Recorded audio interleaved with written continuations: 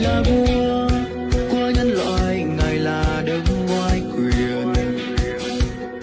Thật duy Chúa đang mở đường, Ngài là ánh sáng ngời. Ngài dìu con đi trong nơi hoang tàn, Ngài cùng con đi giữa nơi biển sâu. Ngài hằng ở bên, Ngài hằng chờ che con chẳng sợ chi.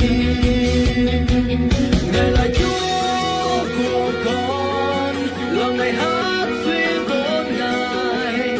Ngài là đấng toàn năng, mọi vinh hiển thuộc về Cha.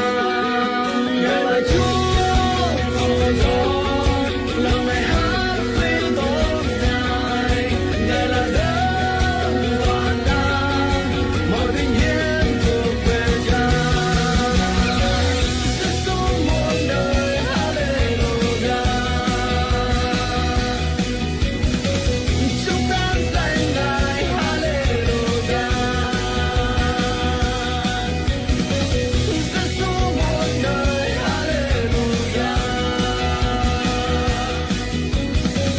Chúng ta danh Ngài, Hallelujah.